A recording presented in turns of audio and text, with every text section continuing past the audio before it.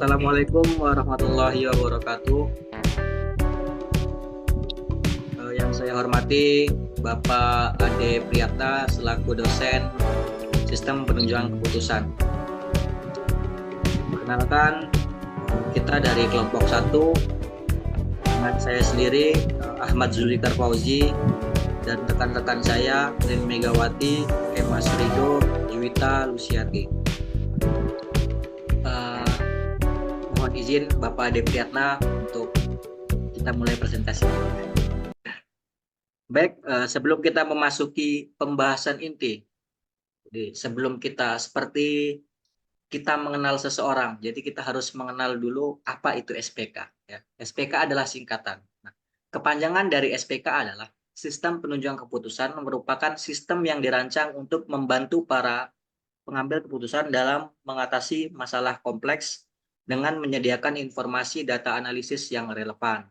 Dengan kata lain, SPK itu berfungsi sebagai alat bantu yang dapat membantu para pengambil keputusan dalam mengatasi ketidakpastian, kompleksitas, dan jumlah data yang besar, sehingga memungkinkan mereka untuk membuat keputusan yang lebih tepat dan efektif. Selanjutnya, ini menurut Jayanti ya, opini dari para ahli-ahli.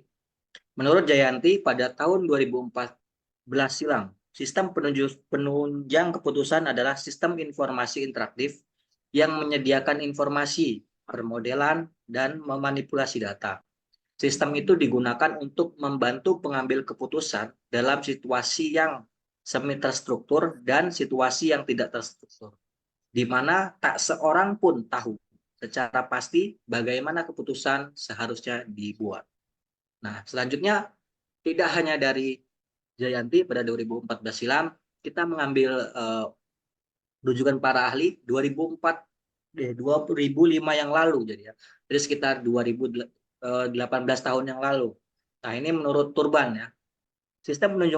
Sistem penunjang keputusan adalah suatu kumpulan prosedur pemrosesan data dan informasi yang berorientasi pada penggunaan model untuk menghasilkan berbagai jawaban yang dapat membantu manajemen dalam mengambil keputusan. Sistem ini harus sederhana, mudah, dan adaptif. Kita dapat menyimpulkan bahwa SPK adalah suatu perangkat lunak atau sistem informasi yang didesain ya, untuk mendukung para pengambil keputusan dalam mengelola informasi dengan lebih efektif, sehingga mereka dapat membuat keputusan yang lebih baik dan terinformasi. Demikianlah pengantar singkat ya tentang sistem penunjang keputusan. Terima kasih atas pengertiannya. Selanjutnya kita akan memasuki ke pembahasan inti kita ya, yang akan dijelaskan oleh Juwita Lusiati. Silakan. Ya, terima kasih untuk Mas Zulfikar. Yang selanjutnya itu ada problem atau masalahnya, yaitu pengambilan keputusan yang relatif lama. Yang selanjutnya ada solving, adalah menganalisa konsep dan prinsip sistem penunjang keputusan. Dan yang kedua adalah implementasi SPK sesuai dengan kebutuhan organisasi. Next.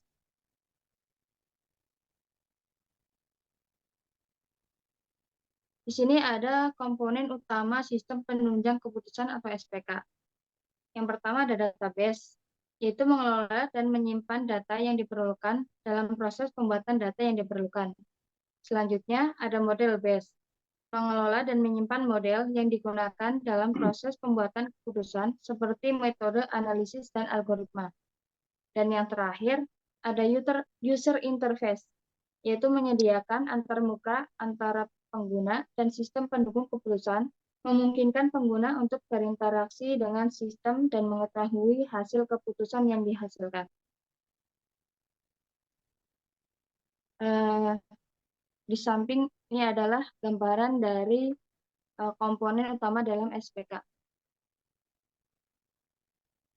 Untuk selanjutnya kembalikan lagi ke Mas Zulfikar sebagai moderator.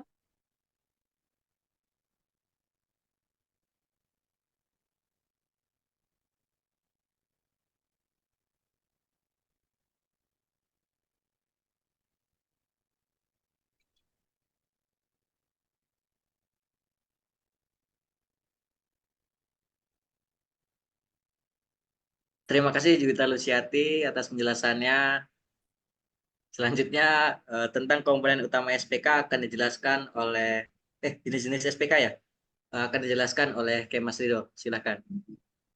Oke, baik. Terima kasih Mas Zulfikar. Untuk selanjutnya yaitu jenis-jenis SPK. Sistem penunjang keputusan yang pertama ada model driver DSS, yaitu sistem mendukung keputusan berbasis model.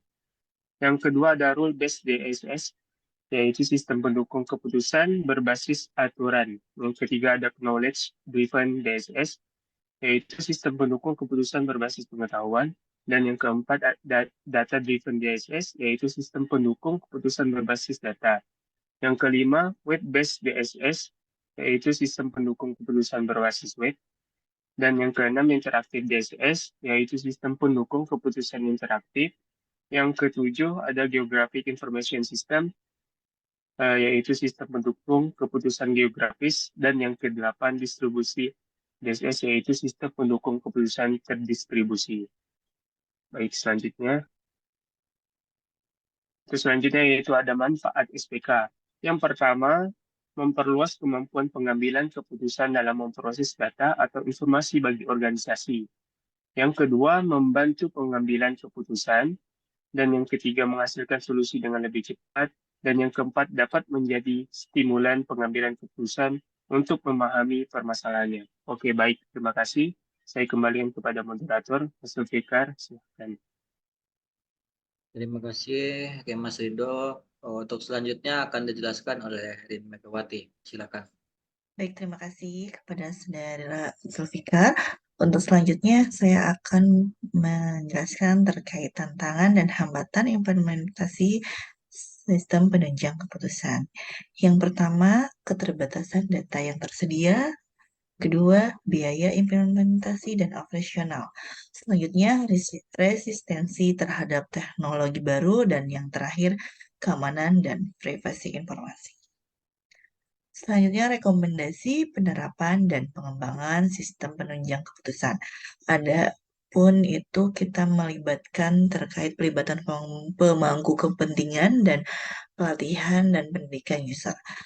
Poin penting dalam pelibatan pemangku kepentingan SPK, terutama pada identifikasi pemangku kepentingan yang terlibat. Selanjutnya, metode pelibatannya seperti apa, frekuensinya, topik, dan harapan pemangku kepentingannya itu seperti apa. Yang ketiga, membantu mengatasi resistensi pengguna terhadap teknologi baru.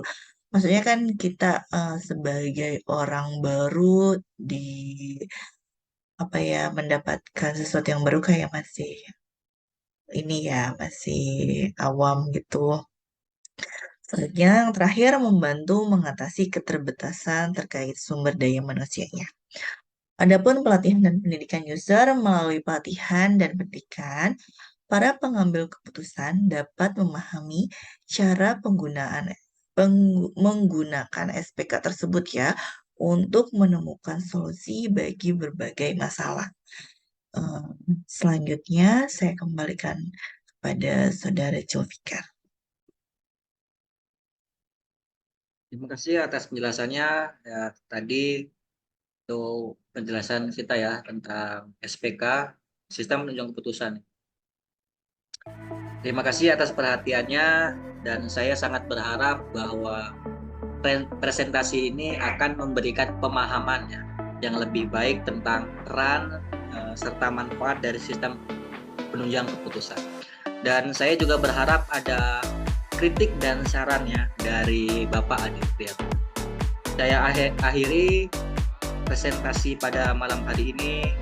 Apabila ada kesalahan kata yang tidak disengaja atau disengaja, saya akhiri. Wabillahi taufiq wal hidayah. Wassalamualaikum warahmatullahi wabarakatuh. Terima kasih.